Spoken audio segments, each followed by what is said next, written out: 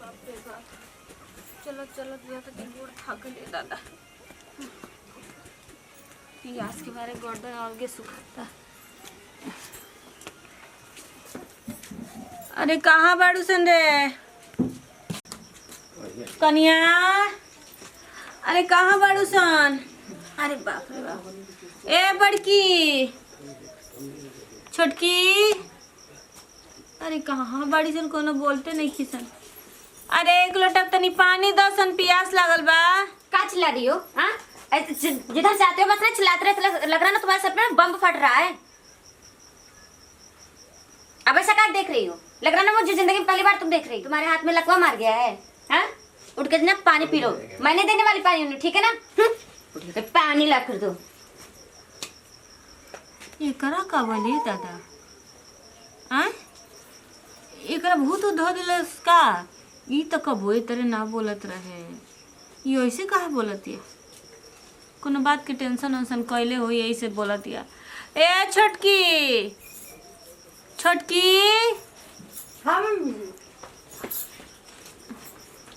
अरे तनी एक लोटा पानी दे बू, प्यास के मारे गर्दन सुखाता। हाथ गोड़ चूक गइल बेटा का?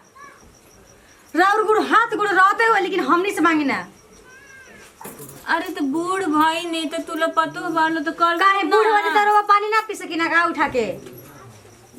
आज के पहले तो तू लोग कबो हमरा से कोनो काम ना करवात लोग। दरी पे आवते के साथ पहले हमरा के लोटा में पानी देबू लोग, कुछ खाए के देबू लोग। खाना खाए के बेटे पानी पिए के अपना हाथ गोड़ से लेके आ, खाई में पी हम, ठीक बा? आई रे राम, एकनी के का बोल बा ये दादा? एकनी को कौन बीस मात बोल बा कि ये तरह दोनों कोइले बड़ी सन? आखिर का बात बा कि दोनों इतने हमरा साथे करत रही सन? कोनो न कोनो बात तो जरूरे होई। ये बात के हमरा पता लगावे के पड़ी। एकनी के ये तरह तो ना रहली सन। अच्छा रह बुलाव तनी है कि हम पूछे तनी कि आखिर बात का बा। ए बड़की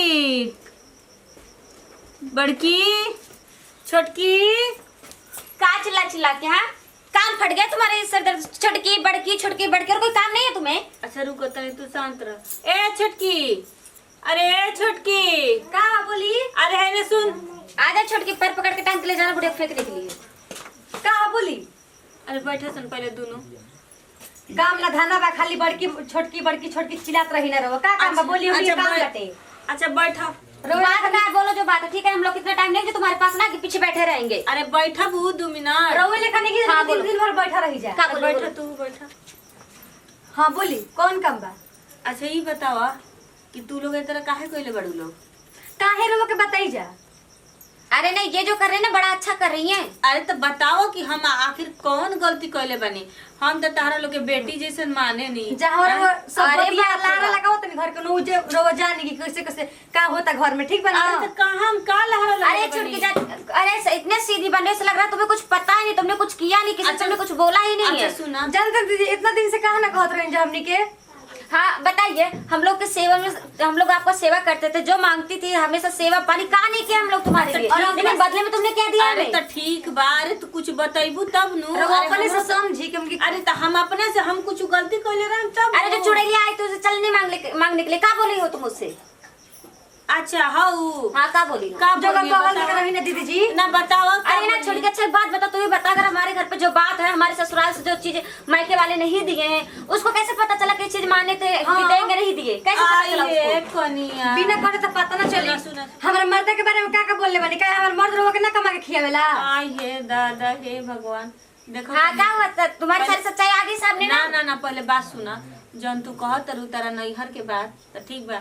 देखा एक दिन बबुआ हम घर में बतियात रही सन, उ ढेर दिन के बाद बा। रोवा जब दिमाग लगावत न जानू। पहले बात सुना। तो उ फेकना वो चाची बाड़ी नु, उहे सुनले रही तो उ करके ही पटीदार में के पतो हुई तो जाके कहले हम अपन औलाद क्रिया खाता नहीं कि हम केहू से कोनो बात ना कहेनी। आ एक कनिया जन कहत रू बबुआ के कमाए धमाए के बारे में तो बतावा, हम तारा सामने ओकरा के नु बोलेनी तो आना पीछे में कहला के का जरूरी बा हमरा?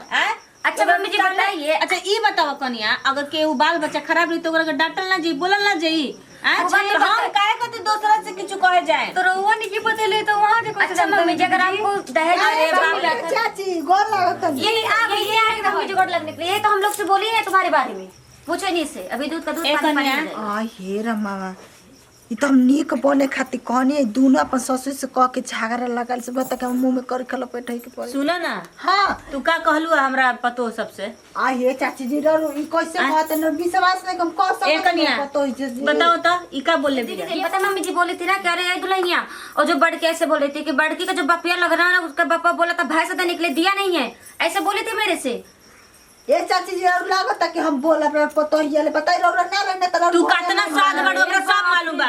ए छटकी तोरा के का कहले रही यहाँ के कहत रही कि एगो मर्द दिन कर कमा के 1 रुपया हमरा के ना देला का हमर मर्द रोग के ना कमा के देवेला ई बताव अपन घर त संभालते नहीं के तो दूसरा के घर आओ तो संभाले के जोड़े करेजा फटता कहले जी हम का करेजा फटता हमर सास नहीं कि मर ना तू बत नहीं बाप रे कितना तू अपने सास के इज्जत कहला कितना तू अपने सास के इज्जत कर लू सब हमरा मालूम बा। हाँ। आइंदा से हमरा दरवाजा पे तू चढ़ गयो त टाटा गड़ी तोड़ दम बुझली यार घरे के आई जी यार घरे में आइला कहला तेरा कैसे पतो छरंग लगाओ तैसा हमरा घरे तारा आइला बिना जरूरी नहीं के तारा नियर फोड़े वाली भांगे वाली के हमरा घर में जरूरी नहीं के तू अपने घर में चलती चलाइया बुढ़िया के कुचे लूनू ओए से देखा सुना तू हमरा दरवाजे पे टपिया मत अगर तुम हमरा दरवाजे पे चढ़ गलू तारा के देख लेनी अपने घर के आसपास भी तो हमरा से खराब केहू ना हुई याद हमरा रख ले दुआरिया पाँच मुके ना तो दोनों जन के धोके छोटा रही ला अपन के घर से खराब से नहीं के चलो तो दूसरा के घर पे अरे भाग जा भाग मम्मी जी फर्जी अगर मुझे एक बार बोलते तो उसका ब्लॉक पकड़ के ना घसीट के आ मारती। तू लोग कैसे बाड़ू हो कि दूसरे के बात में आके अपने घर में आग लगा ला मम्मी जी इधर बैठो ना आपका बड़ा वाला पैरवा का तेरा नहीं के बुझा अरे बैठ मम्मी जी बैठ अरे मम्मी जी ना बहुत बड़ा हट ना की बात करा लो मम्मी जी हमसे गलती हुई माफ कर दी वहां के बताव ए दादा इतना दिन के कॉल दल सब हमर बर्बाद कर देली सन एकनी के अपने बेटी से भी बढ़ के हम एकनी के मानत रही बेटी के लुगा ना दे भालू एकनी के हर पर्व में हम अपना से एकनी के पसंद क के हम लुगा खरीद के लिया के देत रही मम्मी जी वो ना बोल रही थी ना अपने सिंदूर के कसम खा रहे हैं, अपने दोनों बच्चे कसम खा रहे हैं, तो हम विश्वास कर ले मम्मी जी। आप तो कैसे विश्वास हो गई तोहरो बारे में तो कितना लोग बोलेला कि तार पर तो यह है तरह कहत रहे तार पर तो यह होत रहे कहत रहे तो हम कब तारा लोग से कुछ कहले बनी ना मम्मी जी हमने गलती को माफ कर दी हमने का जान मम्मी जी आज के बाद किसी बात पे आप अगर गलत को बोलेंगी सही है तो हम ना गलत को सही बोलेंगे। आपकी कसम मम्मी जी, मम्मी जी। हां हुआ तो लोग हमार कसम ना खा मम्मी के जी ऐसे मत बोली मम्मी जी गलती को माफ कर दी ना हमने तो गलती हो गई तो गलती के सुधार ले लो यही तरह केहू के बात में आके अपन घर ना फोड़े के चाहिए। अपना घर के देखो जोड़ल घर के बहुत मुश्किल होकेला लेकिन तूड़े वाला लोग तो तुरंत तूड़ के बिखरा दी। सही बात है मम्मी जी। जा जा के अपन काम धाम कर लो। ठीक है मम्मी जी। क्या बनाऊं, कड़ी चावल? अच्छा ठीक है। बतावा ये दादा इहे नु कहल जाला कि घर फूटे गंवार लूटे। तनी मनी बात कुछ भइल चाहे ना भइल फोड़े वाली फोड़ के चल गई। आज हम अपना उतना घर में बनैले बनी तब न हमार घर बच गई।